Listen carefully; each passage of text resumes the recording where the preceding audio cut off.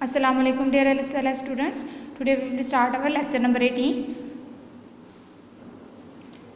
Dear student, let's open your book page number 99.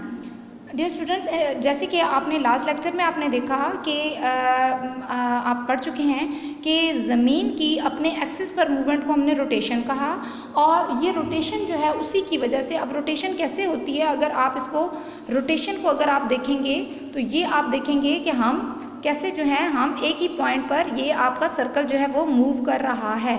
वो ये book की पेंसिल की जो टिप है वो एक पॉइंट को शो कर रही है और इसी पे ही वो ये टर्न कर रहा है। ये देखें अगर आप, तो ये एक्सिस पर मूवमेंट होती है। इस मूवमेंट को अर्थ भी बिल्कुल इसी तरह एक्सिस पर मूव करती है, जैसा कि मैं आपको दिखा रही हूँ, ऐसे ही मूव करती है। और इस मूवमेंट को हम कहते हैं रोटेशन, और इस रोटेशन की वजह से ही हमारे दिन और रात बनते हैं।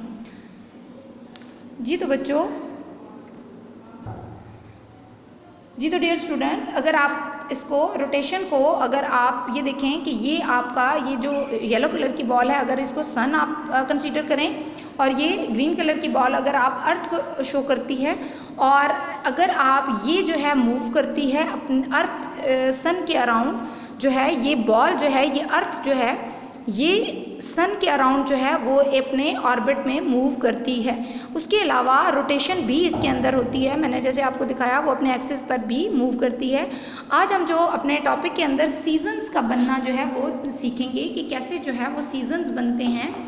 ऑल टाइम जो है वेदर एक जैसा नहीं रहता, सम टाइम गर्मी होती है, सम टाइम सर्दी होती है, सम टाइम जो है विंटर ऑटम और स्प्रिंग का सीज़न होता है। तो ये सीजन्स कैसे बनते हैं आज के टॉपिक में हम आज ये देखेंगे। The axis of the earth is not straight, कि ज़मीन का जो एक्सिस है वो बिल्कुल स्ट्रेट नहीं है, ठीक है, वो बिल्कुल स्ट्रेट नहीं है, और it's slightly tilted on at the angle of 23.5। ये जो है 23.5 डिग्री के ऑर्बिट के साथ जो है वो एंगल बनाता है। अब मूवमेंट के दौरान क्या होता है कि अर्थ जो है अब सम टाइम एक्सिस पर मूव करते करते क्या होता है कि अर्थ का कुछ पार्ट जो है वो सन की तरफ जो है वो टिल्ट कर जाता है, यानी कि अर्थ की तरफ झुक जाता है। ये अगर आप देखें तो ये पार्ट अब झुका हुआ है, जिसकी वजह से, झुकने की वजह से ये अब ज़्यादा लाइट रिसीव कर रहा है, ठीक है।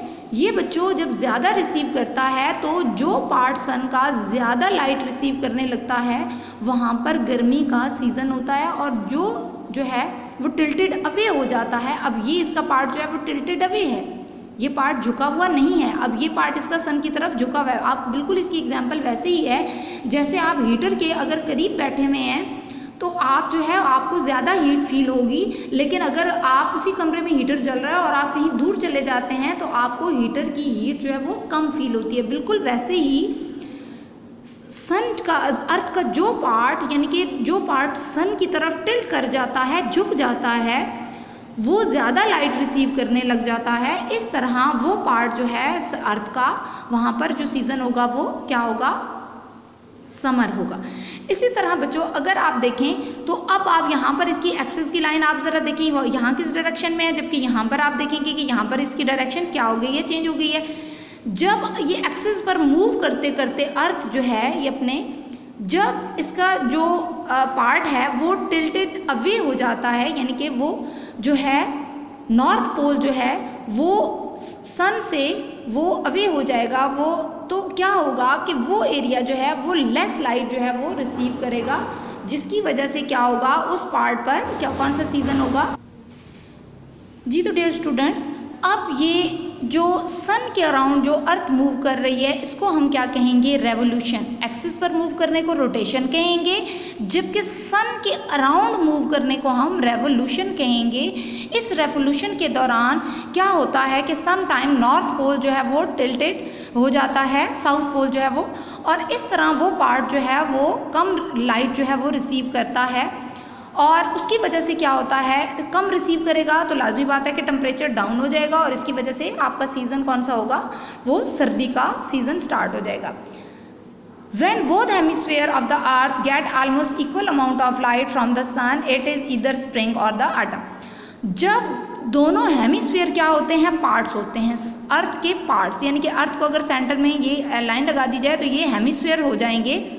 ये जब हेमिस्फीयर जब ऐसी पोजीशन पर आ जाते हैं जब दोनों इक्वली जो है वो लाइट रिसीव करने लग जाते हैं, तो उस टाइम पे ना तो बहुत ज़्यादा टेम्परेचर ज़्यादा होता है और ना ही बहुत कम होता है, वहाँ पर मॉडरेट सा मौसम हो जाता है, यानी कि वो या तो फिर स्प्रिंग होगा या फिर ऑटम होगा। यानी कि रेवोल्यूशन क्या है कि अर्थ की मूवमेंट अराउंड द सन, ये रेवोल्यूशन होगी। और when the south pole tilted toward the sun it gets more light और हीट, सो दिस पार्ट जो है वो क्या होगा, वहाँ पर समर होगा। When the part of the earth tilted away from the sun, यानी कि वो यानी कि यहाँ पर झुका हुआ है और यहाँ पर झुका हुआ नहीं है, जब ये लेस लाइट रिसीव करेगा, जब कम लाइट और हीट रिसीव करेगा तो वहाँ पर सर्दी का मौसम होगा। और जब both hemisphere equal light receive करेंगे यानी कि तो मॉडरेट मौसम होगा, तो हमारा सीजन होगा स्प्रिंग या autumn. Let's move to the next page number 100। Next हमारा टॉपिक है जी कॉन्स्टलेशंस। कॉन्स्टलेशंस क्या होती हैं बच्चों? हम क्लियर जब आसमान होता है, बादल नहीं होते हैं बहुत आसमान पर, तो हम अगर अपने सहन में या कोर्टयार्ड में बैठे हुए हों तो हमें आसमान पर बहुत ज़्यादा जो है आसमान पर तारे जो हैं वो नज़र आते हैं। और सम टाइम जो हैं अगर हम इन स्टार्स को देखें तो और उनको आपस में इमेजिनरी तौर पर अगर उनमें लाइंस ड्रॉ करके उनको ज्वाइन अप किया जाए तो हमें वो कुछ शेप्स ड्रॉ करते हुए या कुछ शेप से मिलते जुलते जो है वो नज़र आएंगे। जो स्टार्स को ज्वाइन करने से इमेजिनरी तौर पे, अब ज़रूरी नहीं कि हम स्केल पेंसिल लेके हम उनको ज्वाइन करने लग जाएंगे, हम अर्थ पे बैठे हुए ही जब हम आसमान को देखते हैं और कुछ स्टार्स को आपस में ज्वाइन करें तो कुछ शेप्स जो बनती हैं, उन शेप्स को हम क्या कहते हैं, कॉन्स्टलेशंस, यानी कि आसमान पर जो स्टार्स को ज्वाइन अप करने से बनती हैं। Constellations have fix position in the sky. Constellations की फिक्स पोजीशन होती है। फॉर एग्जांपल अगर हम कुछ स्टार्स को हो सकता है ज्वाइन करें तो वो जो है वो एल शेप जो है वो बन रही हो सकता है कुछ शेप्स को अगर ज्वाइन करें स्टार्स को तो वो एक ही लेटर में या वन की शेप में जो है वो बना रहे हों, तो इन शेप्स को जो है हम कॉन्स्टलेशन कहेंगे और इनकी फिक्स पोजीशन होती है। In olden days they had travellers to find their ways. कदीम वक्तों में जब बच्चों जो है सफ़र करने वाले लोग जो हैं वो इन्हीं कॉन्स्टलेशंस को हेल्प लिया करते थे और अपना रास्ता ढूंढा करते थे और अपना सफ़र जो है वो जारी रखते थे। उन कॉन्स्टलेशन की मदद से वो अपना रास्ता ढूंढते थे। If they know the shape of constellation and its position in the sky you can find its easily. कि अगर आप कॉन्स्टलेशन की शेप आपको पता है और उसकी पोजीशन भी आपको आसमान पर पता है तो आप जो है अपना रास्ता आसानी से वो फाइंड आउट कर सकते हैं। Next topic is the big beer.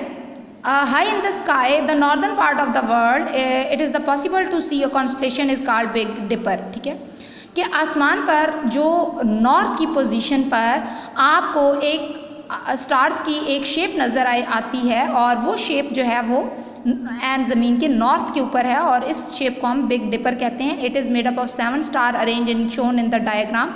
वो जो बिग डिपर है बच्चों ये वो इस शेप का है, यानी कि ये स्पून लाइक शेप है। ये देखें ये 7 स्टार्स हैं, इसमें 1 2 3 4 5 6 एंड 7, ये 7 स्टार से मिलकर बनी हुई ये नॉर्थ पर ये एक जो है ये एक पोजीशन है या इसकी शेप बन रही है। और lower 2 stars are called pointer star. इसके जो लोअर 2 स्टार्स हैं, नीचे वाले 2 स्टार्स हैं, इनको हम कहते हैं pointer star. They always point on a bright stars called pole star. ये बहुत ज़्यादा रोशन होते हैं और इसी वजह से इनको हम पोल स्टार्स भी कहते हैं। और ये एन जो हैं वो नॉर्थ पोल के ऊपर होते हैं। ये वाले जो 2 स्टार्स हैं ये स्टार्स जो हैं ये बहुत ज़्यादा ब्राइट भी होते हैं और ये ज़मीन के नॉर्थ पोल के बिल्कुल ऊपर हैं। The North Star is always on the northern part of the sky and directly over the North Pole. The Big Dipper appears to move around the pole star. तो बच्चों आसमान पर ये बनने वाली जो शेप है इसको हमने बिग डिपर कहा, ठीक है। और इसको हमने जो इसका जो बहुत ब्राइट स्टार होता है जो एन जो है वो नॉर्थ पोल के ऊपर है उसके ऊपर हम क्या कहते हैं, उसको हम पोल स्टार या नॉर्थ स्टार भी कहते हैं। और ये जो है नॉर्थ पोल पर ये मौजूद होता है और ये appear to move around the pole star, और ये पोल स्टार के अराउंड जो है वो मूव करता रहता है। तो बच्चों आई होप कि आपको कॉन्स्टलेशन का भी समझ में आया होगा और सीजन्स जो हैं वो कैसे बनते हैं आपने आज के इस लेक्चर में सीखा होगा, और इसी टॉपिक को आप रीड भी करेंगे अगेन, और अपना ख्याल रखिएगा। अल्लाह हाफिज़।